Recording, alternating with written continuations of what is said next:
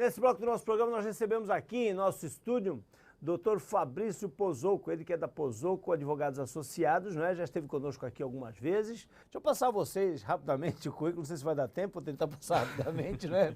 Porque nesses 16 anos, né, de formado, o Dr. Fabrício se especializou em Direito Civil, Direito do Consumidor e também Direito do Trabalho. Ele é sócio, como eu disse, do escritório Pozzocco e Associados, Advogados e Consultores, possui MBA em Direito Empresarial pela Fundação Getúlio Vargas, em São Paulo.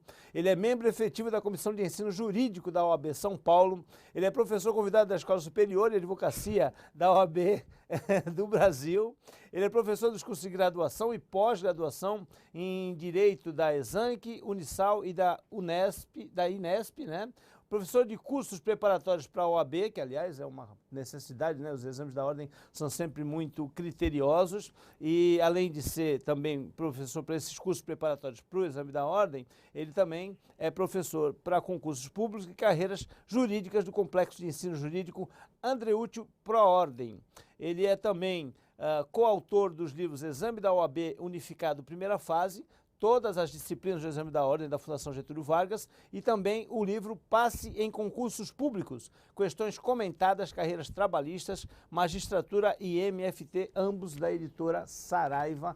Esse é um breve currículo, né, do histórico, da trajetória profissional do Dr. Fabrício, que vem aqui hoje nos agraciar e nos orientar, né, com relação a várias questões de direito aí. E aí, assim, a gente tem um leque muito grande, mas eu queria abrir com o doutor falando a respeito das mais variadas ações que existem hoje, né, tramitando aí na Justiça. Me parece que foi feita uma pesquisa e que de 90 milhões de ações, né, quase que a metade dela, algo em torno de 40 milhões, tem foco voltado, né, para a área de instituições financeiras, ou seja, os bancos, e também para a área de telefonia, né? Impressionante esse número, né, doutor Fabrício? Sim, na verdade a gente observa que essas questões relacionadas à área de bancos e telefonia em relação ao Código de Defesa do Consumidor, realmente é o que hoje compreende um grande número de ações. Sim. Ao lado delas, as ações contra o poder público, né, contra a Fazenda Pública da União, do Estado e do município, pelas obrigações que não são cumpridas ou por situações nesse âmbito.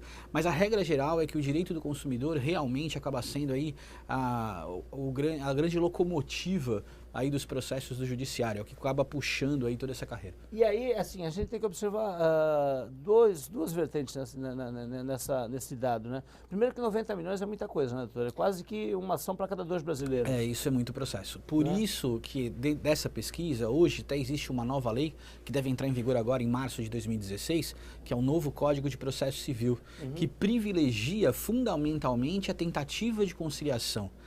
Nós, no Brasil, fomos criados com um espírito beligerante, litigioso. Ninguém gosta de fazer acordo, as pessoas gostam de brigar no judiciário. Tanto os advogados, assim, como em relação às próprias pessoas que exigem os seus direitos. Muitas das vezes nem têm o direito, mas como o acesso à justiça acaba sendo muito fácil, as pessoas acabam ingressando no judiciário por conta disso. Vai que cola, né? Alguma coisa nesse sentido. Então, por isso que os litígios com consumidores são muito grandes. É fato, realmente, que essa situação dos bancos e das empresas de telefonia também acabam causando aí muitas dores de cabeça, né? E justificam os processos. Mas, realmente, é muita litigiosidade, é muita vontade de brigar. Por isso, a nova lei para estimular essa conciliação entre todos. Por outro lado, também, esses processos acabam demorando a serem resolvidos por conta dessa morosidade, da quantidade e também da quantidade de recursos, né? A famosa judicialização da coisa, né? Chega até o Supremo Tribunal Federal, às vezes causas pequenas, né, doutor? Por isso que essa nova lei também, que vai entrar em vigor em março de 2016, também tentou fazer um represamento desses processos para que não se chegue ao Supremo Tribunal Federal a uma quantidade de casos tão imenso de questões que muitas vezes não são importantes. Hoje existe um mecanismo na Justiça que diz que somente as causas de repercussão geral e de matéria constitucional, ou seja, que tragam a interesse a várias pessoas, não só aos membros litigantes do processo, que possam chegar ao Supremo Tribunal Federal.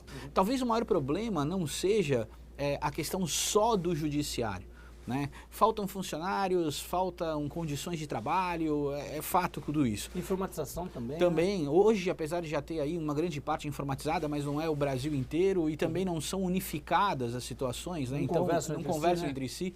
o que causa problema. Mas talvez o principal problema dessa litigiosidade contida são as próprias partes, né? Que muitas vezes não procuram os órgãos administrativos para tentar chegar a uma composição.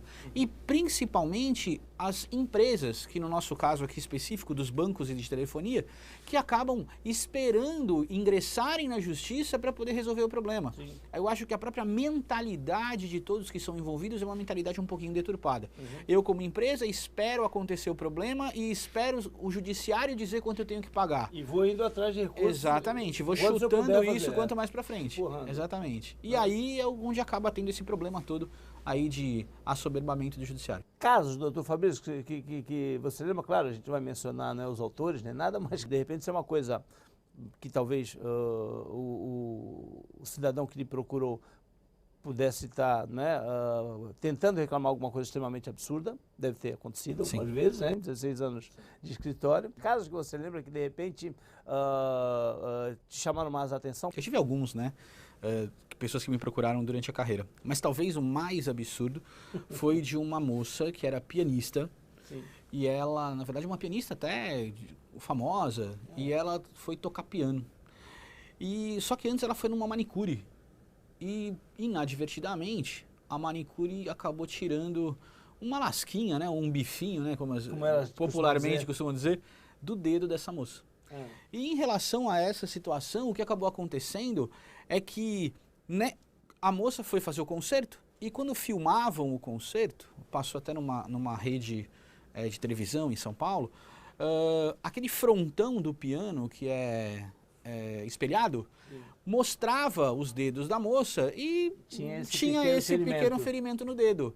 A moça se sentiu completamente ultrajada e queria mover uma ação de indenização por danos morais contra a manicure e o salão que tinham feito isso. Um absurdo. Qual foi a orientação que o doutor Fabrício passou para essa profissional? A gente tentou explicar para ela que em nenhum momento questionava o sentimento dela, aquela situação, certo constrangimento. Né? Ela realmente ficou um tanto quanto indignada num primeiro momento porque achou que nós não estávamos dando atenção devida ao problema dela. Mas depois, com um certo cuidado, nós conseguimos explicar a ela que por mais doído que fosse, na verdade, não teria sucesso isso perante o judiciário. Na área trabalhista, teve uma área que houve uma certa, até se rotulou como sendo uma indústria de ações, de ações trabalhistas. Sim, né? O que hoje, na verdade, pelo próprio posicionamento dos tribunais, isso tem diminuído. Sim. A gente analisando o direito do trabalho, a gente vê que é um direito pró-trabalhador, ou seja, a própria balança da justiça já pende para o lado do trabalhador em algumas situações específicas. E antigamente era muito assim. Hoje, os próprios tribunais já mudaram isso. Os próprios tribunais já analisando uma tendência um pouquinho diferente e percebendo principalmente situações como essa, né, que são absurdas, como a gente está colocando aqui, já acabam aí trilhando uma situação um pouquinho diferenciada e até mesmo banindo indenizações desse tipo. Nós temos observado hoje, por exemplo, uma coisa que até então não acontecia. Reclamantes, ou seja, autores de ações trabalhistas, recebendo condenações por litigância de má-fé, ou seja, por estarem litigando de má-fé no processo, recebendo multas por conta disso. A gente estava comentando também a respeito de um outro aspecto, né, que é a questão dos financiamentos. A gente falou, né, que são duas ações que tem mais contingente dentro da Justiça e do Código de Defesa do Consumidor, e uma delas telefonia e a outra instituições financeiras, instituições bancárias. Muitas vezes o que acontece, e aí o cidadão tem mesmo que recorrer aos advogados, porque muitas vezes não tem essa orientação, são empréstimos feitos pelos bancos, né, muitos deles consignados, né, com desconto em folha, e que o cidadão tem uma determinada renda e que de repente ele tem essa renda reduzida. Às vezes ele trabalha em 2, 3 empregos e aí tem uma renda constituída ou uma renda familiar constituída e muitas vezes essa renda ela é reduzida. Isso é passível de revisão, né, doutor? Sim, existem muitas ações revisionais em contratos bancários relacionados a esse tipo. E existe hoje também uma tendência muito grande do judiciário a entender a responsabilidade do banco em conceder o empréstimo. Porque o banco faz uma análise toda criteriosa a respeito da capacidade financeira. Muitas vezes essa capacidade financeira, o banco empresta muito mais dinheiro a você do que a capacidade que você tem. E aí o que acaba acontecendo é que praticamente o que você recebe ele é colocado para pagar as contas do banco. E você vive no seu cheque especial, ou você vive em relação àquele empréstimo que você fez. Você passa a simplesmente deixar todo o seu salário no banco.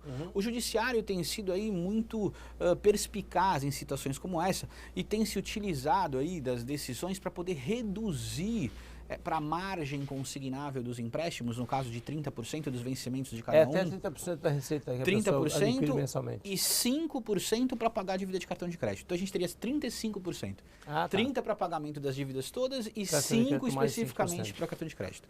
Que são aí talvez o grande problema, né, das pessoas cartão hoje. E o cheque especial, acho que são os campeões. Isso, são os campeões aí de reclamações, até mesmo porque os juros acabam ficando aí extremamente altos e extremamente complicados para quem se utiliza deles. Olha, eu quero agradecer demais a presença do Dr. Fabrício Pozzocco conosco, e a boa notícia é que o Dr. Fabrício vai estar aí gradativo e periodicamente, né, nos auxiliando. Nós recebemos muitas vezes consultas, né, de telespectadores, de telespectadoras, pedidos de ajuda até no sentido de orientação jurídica, né?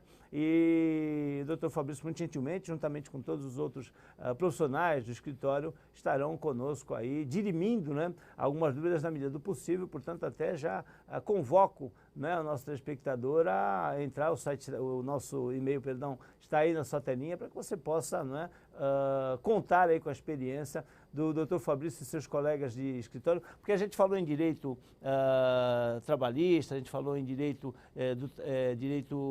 do consumidor, mas o escritório abrange praticamente todas as áreas de direito. Sim, né? Nós temos praticamente 33 áreas do direito que são abrangidas pela equipe do escritório. Então nós podemos aí, acreditamos, dar um amplo respaldo para poder estar auxiliando a responder as dúvidas dos telespectadores. Eu agradeço demais pela presença do Dr. Fabrício. Eu que agradeço, muito obrigado. Muito obrigado. Intervalo 2 minutinhos, nós voltamos, não sai daí.